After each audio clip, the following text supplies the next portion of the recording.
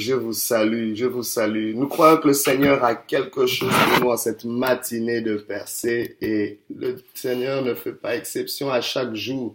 Il a une parole qui va nous propulser vers le sommet. Il a une parole qui va nous amener encore plus proche de notre destination. Pour ce matin, le thème n'est rien d'autre que esprit d'opposition, esprit d'opposition. Pour ce, nous lisons 2 Samuel chapitre 15, versets 1 à 4, et nous sauterons verset 6 et puis verset 10 à 12. La Bible dit ceci.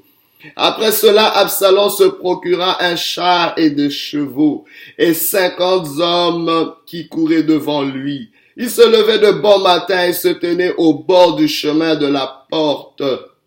Et chaque fois qu'un homme ayant une contestation se rendait vers le roi pour obtenir un jugement, Absalom l'appelait et disait, « De quelle ville es-tu » Lorsqu'il avait répondu, « Je suis d'une telle tribu d'Israël », Absalom lui disait, « Vois, ta cause est bonne et juste, mais personne de chez le roi ne t'écoutera. » Absalom disait, « Qui m'établira juge dans le pays ?» Tout homme qui aurait une contestation et un procès viendrait à moi et je lui ferai justice.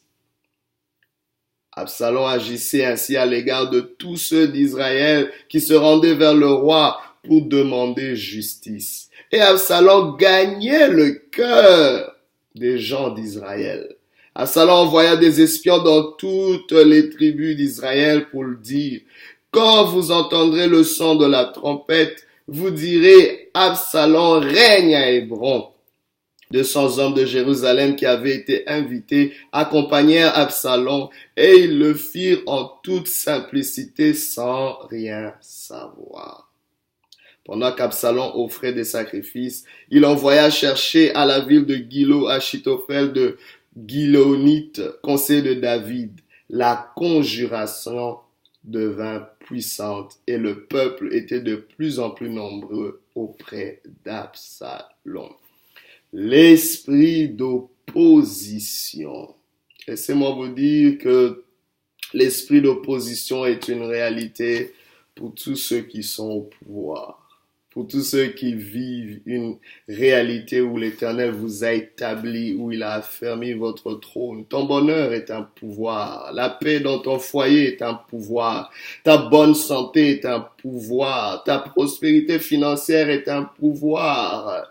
Ton élévation spirituelle est un pouvoir. La bonne communion que tu as avec Dieu est un pouvoir. Le fait d'être enfant de Dieu est un pouvoir. Rappelez-vous, voici, il a donné le pouvoir de devenir enfant de Dieu à tous ceux qui ont cru en son nom, à tous ceux qui l'ont reçu.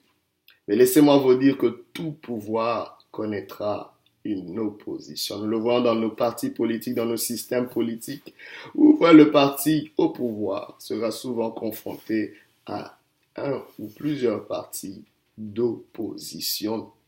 Et personnellement, je me suis toujours demandé pourquoi nos systèmes fonctionnent. Est-ce que nos systèmes politiques sont vraiment fonctionnels avec tous ces partis d'opposition? On dira peut-être que oui. Ça permet d'avoir un second regard, une observation, une redevabilité pour que le parti au pouvoir ne puisse pas outrepasser justement son rôle et le pouvoir qu'il a en main. Mais souvent, nous voyons ces partis d'opposition devenir plutôt des partis de limite et de régression. Tout ce qu'ils font, c'est parfois mettre des bâtons dans les roues. Et je me demande, est-ce que les partis au pouvoir finissent par accomplir ne fût-ce que la moitié de leurs promesses ou la moitié de leur mandat? S'il y avait plus de collaboration au lieu de l'opposition, peut-être qu'on irait un peu plus loin.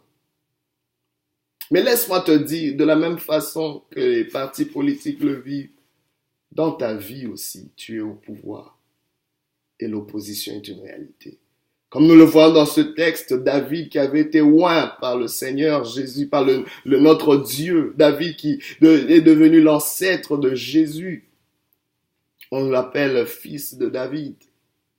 David qui représentait justement ce trône selon Dieu, cet homme que Dieu a appelé l'homme selon son cœur, que Dieu a établi, que Dieu a choisi. Mais malgré cela, il rencontre une opposition. Il est en train de vivre une opposition. La Bible parle d'une conjuration qui devient de plus en plus puissante. Et le peuple était de plus en plus nombreux auprès d'Absalom, qui n'était rien d'autre que le fils de David. Mais comment un trône aussi stable, un trône choisi et béni de Dieu peut-il vivre une opposition? Laissez-moi vous dire que toute personne qui veut faire la volonté de Dieu, la Bible déclare que toute personne qui veut vivre pieusement en Jésus-Christ sera persécuté. L'opposition est une réalité pour tous ceux qui connaissent un pouvoir de la part du Seigneur. L'opposition est une réalité pour tous ceux qui veulent aller plus loin. L'opposition est une réalité pour ceux qui veulent faire du bien dans ce monde. L'opposition est une réalité que connaîtront toutes personnes qui recherchent le sommet. Il y aura toujours des gens qui chercheront à te tirer vers le bas. L'opposition est une réalité que tu peux pas ignorer. Tu dois prendre conscience de cela. Et David était dans cette situation-là. On peut dire que oui, David l'a peut-être cherché, peut-être c'est à cause de son irresponsabilité, mais qu'est-ce qui s'est passé dans cette famille? Juste pour vous mettre dans le contexte, le fils aîné de David, Amnon, a commencé à avoir des désirs incestueux vis-à-vis de sa sœur Tamar. Et finalement, il a couché avec elle, il a violé. Et cette sœur, qui était sa demi-sœur, était la sœur aussi d'Absalom, le troisième fils de David, qui n'a pas pris cette chose. Et la Bible nous montre qu'il ne parla pas à Amnon, ni en bien ni en mal, mais il a attendu 2 ans jusqu'à se venger et à éliminer son frère. Et il s'est enfui. Et à un moment donné, David lui a accordé clémence et l'a ramené justement à Jérusalem. Mais cet Absalom avait quelque chose qui cache. Il y a une opposition qui se trame. J'aimerais te dire, peu importe la calmie, peu importe la paix que tu vis, la paix que tu vis connaîtra une opposition. La bonne santé que tu as connaîtra une opposition. Je parle à quelqu'un qui vit peut-être une opposition, une résistance. Laisse-moi te dire que le but de l'opposition, c'est généralement de l'esprit d'opposition, c'est de limiter et d'amener la régression. Toi qui vis une limite, toi qui vis une régression, c'est ça que l'esprit d'opposition amène. On te limite, mais pour te ramener vers le bas, pour te ramener à l'arrière. Vous verrez parfois que la plupart des partis qui sont au pouvoir aujourd'hui finiront par devenir dans l'opposition. En fait, c'est une régression. Tu perds le pouvoir pour revenir encore à l'opposition. Mais laisse-moi te dire que Dieu a un plan merveilleux pour toi. La Bible déclare notre Dieu a un trône éternel. Et quand Dieu établit quelqu'un, et la Bible déclare quand il approuve les voies d'un homme, il dispose favorablement à son égard, même ses ennemis, même ceux qui lui sont contraires. Je déclare ce matin que toute opposition qui s'élève contre toi rencontre l'opposition de Dieu dans le nom de Jésus, car ceux qui s'opposent au roi de Dieu s'opposent réellement à Dieu. Ceux qui s'opposent à ce que Dieu choisit s'opposent réellement à Dieu. Laissez-moi vous dire que l'esprit d'opposition peut être beaucoup plus proche que tu ne le penses.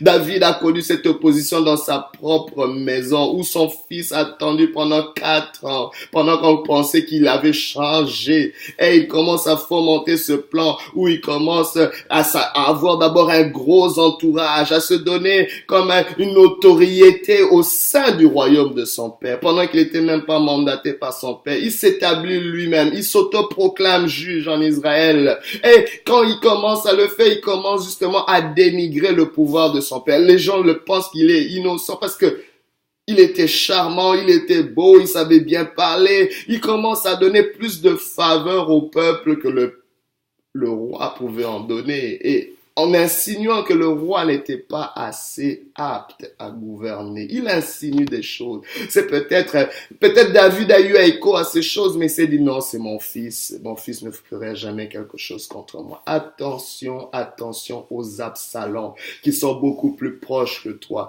Bien-aimé, la Bible déclare que chacun aura pour ennemi les gens de sa propre maison. Mon rôle ce matin, ce n'est pas de diviser les familles, mais c'est de prendre conscience que l'esprit d'opposition se trouve même dans nos maisons. L'esprit d'opposition se trouve même dans nos familles. L'esprit d'opposition va se trouver parfois auprès de tes proches collaborateurs, dans ton église. L'esprit d'opposition peut se trouver dans ton business, dans ton lieu de travail, au milieu de tes collègues. L'esprit d'opposition, bien-aimé, va toujours choisir une place de proximité. Parce que l'esprit d'opposition n'est jamais loin. Mais l'esprit d'opposition aura toujours besoin d'un véhicule, d'une mentalité, d'un corps, aura besoin d'un être humain. C'est un esprit, mais laissez-moi vous dire, tout esprit est illégal sur la terre sans un corps. L'esprit d'opposition aura besoin d'une idéologie, aura besoin d'un véhicule, d'être véhiculé par une idéologie, par une mentalité, par un individu. L'esprit d'opposition a tendance à s'incarner dans la vie des gens qui peuvent être plus proches qu'on le pense. Absalom, le fils que David aimait, s'est révélé être un véhicule de l'esprit d'opposition. Oh, ce matin, j'aimerais que tu apprennes à reconnaître les Absaloms. Apprends à reconnaître l'esprit d'opposition qui travaille autour de toi, qui s'est infiltré dans ton entourage. Je viens, bien-aimé, dénoncer l'esprit d'opposition. Il faut que tu penses, toi qui crois qu'il n'y a pas d'esprit d'opposition dans ta vie, tu te trompes. Aussi longtemps qu'il y a un semblant de pouvoir qui s'établit dans ta vie, un bien-être, une avancée, une progression. Toute progression sur la terre rencontrera l'esprit d'opposition qui viendra limiter et amener une régression. Je prie que tes yeux s'ouvrent. Mais il y a un profil Absalom avait un profil. J'aimerais qu'on puisse comprendre le profil d'Absalom. Qui est Absalom? Qui est celui qui véhicule l'esprit d'opposition? Parce que l'esprit d'opposition aura toujours besoin d'un véhicule. Détecte le véhicule de l'esprit d'opposition et tu pourras arrêter l'esprit d'opposition.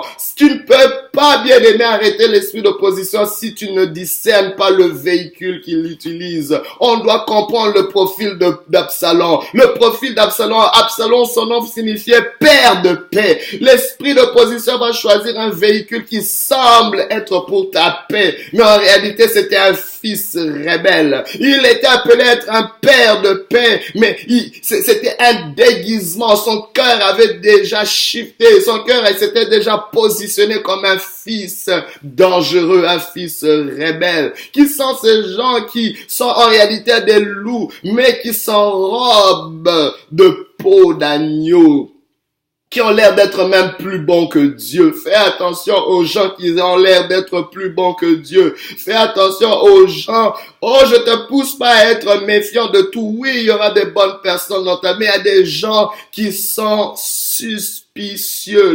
Le semblant de paix qu'ils donnent. Ils donnent une paix mais sans fondement. Ils te donneront une paix éphémère. Ils te donneront une certaine paix pour t'aveugler, pour que tu ne puisses pas voir qu'est-ce qui se trame dans les coulisses. Je prie que Dieu te donne un œil de discernement. Je prie que l'esprit de discernement soit sur toi. Le profil d'Absalom. Absalom développe un esprit d'indépendance. C'est des gens qui dépendent de toi, mais qui veulent subitement être indépendants. On n'a rien contre l'indépendance, mais attention à toute indépendance qui vient ruiner la dépendance d'autrefois. Un enfant sera toujours dépendant de ses parents jusqu'à ce qu'il puisse devenir indépendant. Mais l'indépendance d'un enfant ne doit pas passer par la mort d'un père, ne doit pas passer par la mort de celui à qui tu dépendais autrefois, parce que tu ne peux pas devenir indépendant sans avoir dépendu de quelqu'un, et ton indépendance ne doit pas détruire la dépendance d'autrefois. C'est un esprit l'esprit d'opposition qui est en train de t'utiliser comme un véhicule. Mais en réalité, Dieu nous appelle à l'interdépendance et non à l'indépendance. L'indépendance te poussera loin de Dieu. On n'a pas besoin d'être indépendant de Dieu, même quand on devient grand, même quand on est mature, même quand on a acquis des grandes choses. On a besoin de cette interdépendance avec nos pères, avec nos frères et sœurs, avec notre Dieu.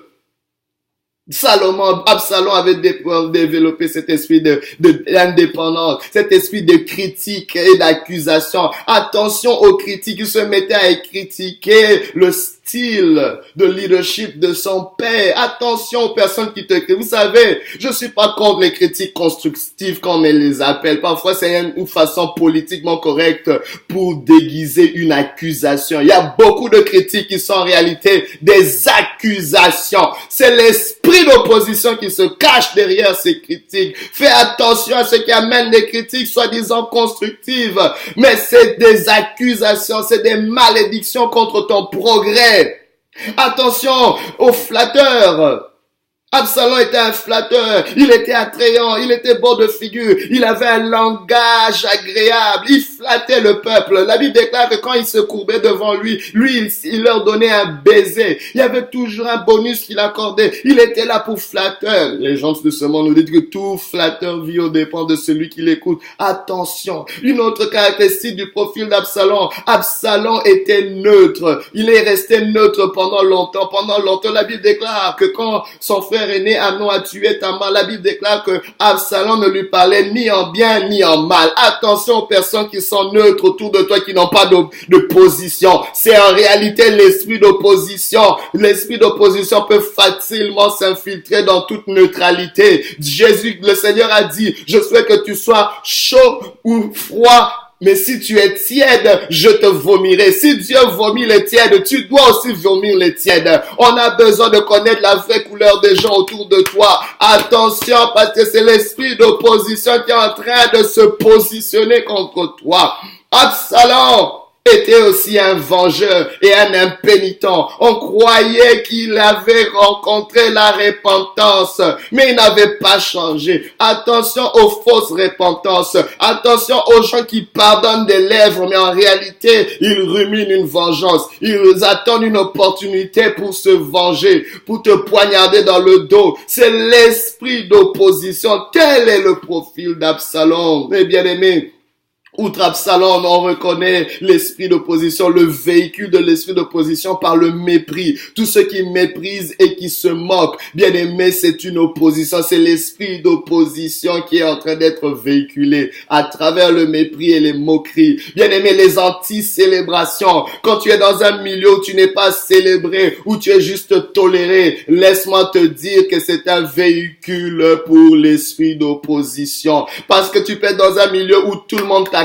Il y a des gens qui n'acclament jamais. Il y a des gens qui n'acclament jamais tes progrès. Les gens qui n'acclament jamais tes réussites. Les gens qui sont jamais contents, qui peuvent pas célébrer. Je te pose la question. Pourquoi quand tu as des bonnes nouvelles, il y a certains amis à qui tu vas même pas partager? Soit disant que, oh, j'aimerais pas qu'ils se sentent mal. Non.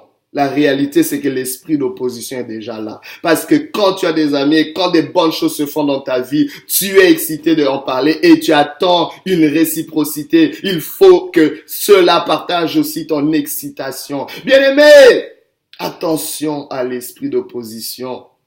Il peut être véhiculé par des fils dangereux comme Absalom, incrédules et douteux de tout ce que tu fais, attention aux ignorants autour de toi. Bien-aimé, l'ignorance va amener la haine. L'ignorance, les gens qui te comprennent pas te haïront. Les gens haïssent souvent ceux qui ne comprennent pas. Mais qu'est-ce que nous devons faire? La Bible déclare, nous devons détecter l'esprit d'opposition et chasser l'esprit d'opposition. Chasse le moqueur au milieu de toi et ton trône s'affermira. Ton pouvoir s'affermira. Tu dois chasser, tu dois déplacer. Si tu peux pas chasser, déplace-les de ta proximité. Si tu ne peux pas les déplacer de ta proximité et que tu peux pas les chasser. Tu dois fuir loin de tout esprit d'opposition. Mais une autre chose que tu dois faire, tu dois résister. Tu dois rester sur ton trône. Utilise l'autorité. David a pu renverser cette opposition par son autorité. L'autorité que tu as, c'est parce que tu es légal, parce que tu viens de Dieu, parce que le progrès que tu vis vient de Dieu. Utilise cette autorité pour renverser tout esprit d'opposition. Dans le nom de Jésus, je condamne tout esprit d'opposition et je proclame la victoire du nom de Jésus dans ta vie. Avance et ne regrette point.